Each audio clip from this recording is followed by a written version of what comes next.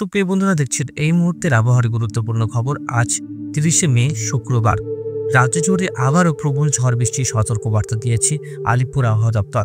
এদিকে বাংলাদেশে বন্যার পরিস্থিতি, নিম্নচাপের প্রভাবে প্রচুর ঝড় বৃষ্টি চলছে বাংলাদেশে এবং নিম্নচাপের প্রভাবে আমাদের দক্ষিণবঙ্গের কলকাতা, চন্দননগর, শান্তিপুর, মুর্শিদাবাদ জেলায় কিন্তু ব্যাপক বৃষ্টিপাত হওয়ার সম্ভাবনা রয়েছে।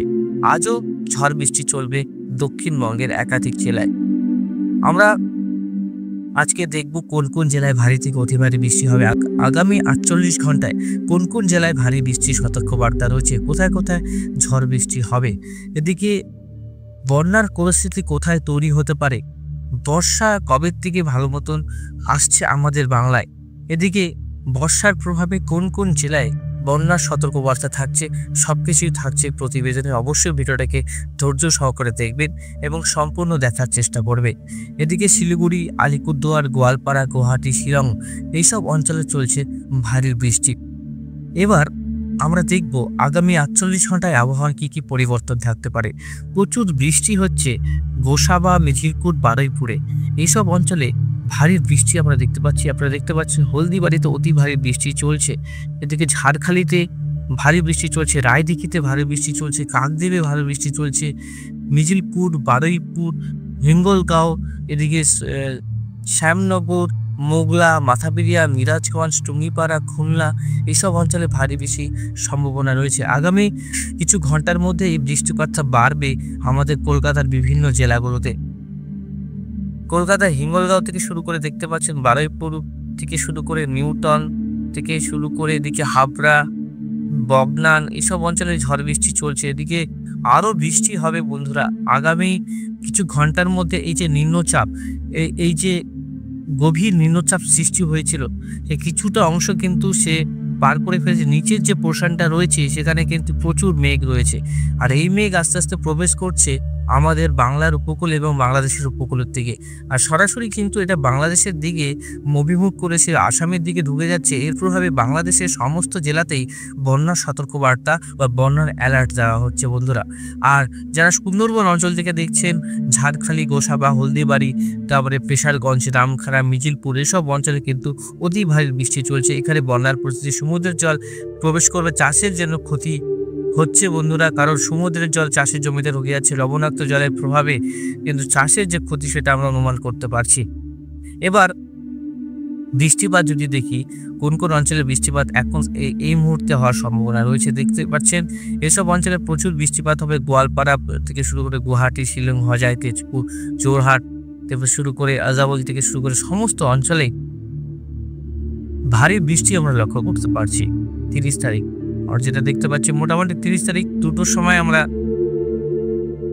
বৃষ্টিপাত পাবো। আর এদিকে কলকাতা সহ দক্ষিণবঙ্গে চন্দননগর, আরামবাগ, কোলাঘাট, উলুবেড়িয়া, বারুইপুর, তমলুক, তারপরে বজবজ, শ্যামপুর, তারপরে খানাকুল, ঘাটাল, পাবা, চন্দ্রকোনা, তারপরে হচ্ছে বালিচক, সিঙ্গুর, ব্যারাকপুর, কাছড়াপাড়া থেকে শুরু করে সব অঞ্চলে আজকে বজ্রবিদ্যুৎ হিসাবে বৃষ্টিপাত হবে। শিলিগুড়ির দিকেও আজকে বজ্রবিদ্যুৎ বৃষ্টির সম্ভাবনা রয়েছে। এদিকে তো বৃষ্টিপাত হচ্ছে অতি ভারী। আলিপুরদুয়ার, কোচবিহার, গুয়াহাটিতে এক্সট্রিমলি হেভি রেনফল হবে। তার পরবর্তী সময় 31 তারিখে যেটা দেখতে পাচ্ছি, 31 তারিখে বাংলাদেশের ভারী থেকে অতি ভারী বৃষ্টি রয়েছে। আমাদের কলকাতাতেও ভারী বৃষ্টি রয়েছে 31 তারিখ।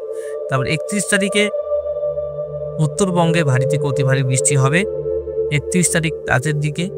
31 তারিখ এবং 1 তারিখ উত্তরবঙ্গে ভারী বৃষ্টি চলবে এবং ডুবডিগড়ে ভারী বৃষ্টি হওয়ার সম্ভাবনা রয়েছে। তারপরে এদিকে 1 তারিখে আস্তে আস্তে বৃষ্টিপাতটা দক্ষিণবঙ্গের দিকে প্রবেশ করবে। দক্ষিণবঙ্গে এবং উত্তরবঙ্গে উত্তরবঙ্গে 1 তারিখে রাতের দিকে বৃষ্টিটা কমে দক্ষিণবঙ্গের দিকে ভারী হবে। পুরুলিয়া, বাঁকুড়া, দুর্গাপুর, বর্ধমান, শান্তিপুর, পাবনা, মুর্শিদাবাদ, তারপরে করিমপুর থেকে শুরু করে মধুপুর, সিংড়া, সিরাজগঞ্জ, শ্রীকুপা, লোহাগাড়া, চন্দননগর, কলকাতা থেকে শুরু করে দেখুন এদিকে সমস্ত অঞ্চলেই বৃষ্টির পরিমাণটা বাড়বে আস্তে আস্তে। তারপরে 2 তারিখে আমরা দেখতে পাচ্ছি ভারী বৃষ্টি রয়েছে উপকূলবর্তী এলাকায়।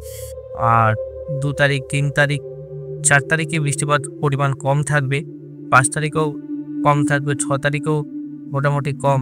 সেরকম ভারী বৃষ্টি কিন্তু 4-5 তারিখের পর থেকে কমই রয়েছে। উত্তরবঙ্গে রয়েছে আলিপুরদুয়ার, কোচবিহার, তারপরে এদিকে সিলেট শিলচরের দিকে, আসামের দিকে, গুয়াহাটির দিকে, ত্রিপুরার দিকে ভারী বৃষ্টি রয়েছে। কিন্তু তারপরে উত্তরবঙ্গের দিকে বৃষ্টি হলে দক্ষিণবঙ্গে কিন্তু বৃষ্টিটা কমবে 4-5 তারিখের পর থেকে। কিন্তু দক্ষিণবঙ্গে বৃষ্টি রয়েছে। দেখুন আগামী 24 ঘন্টার আপডেট যেটা রয়েছে, ভারী থেকে অতি ভারী বৃষ্টি রয়েছে কলকাতাতে এবং দক্ষিণ দিনাজপুর থেকে শুরু করে উত্তরবঙ্গ বিভিন্ন জেলাগুলোতে, এদিকে দক্ষিণবঙ্গের সমস্ত জেলাতে ভারী বৃষ্টি রয়েছে আগামী 48 ঘন্টায়।